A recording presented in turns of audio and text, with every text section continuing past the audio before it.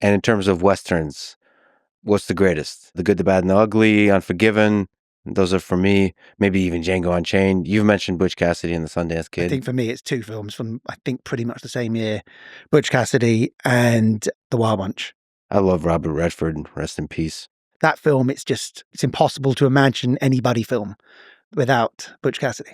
It's Paul Newman, Robert Redford, and Clint Eastwood for you also. Has that impacted your writing on Red Dead? I love Unforgiven, but the truth is, with Red Dead, I'd seen a lot of Westerns as a kid. My dad watched lots of Westerns. They were always on TV. You know, I felt I knew quite a bit about Westerns. And then, then I had to start thinking about writing one for work.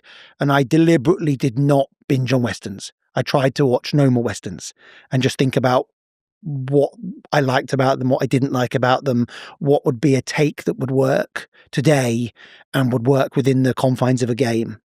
And I think Red Dead 1 was a slightly more traditional Western. And then having done that, tried to take Red Dead 2 in a different direction so that it felt like a worthy successor. Didn't just feel like more of the same.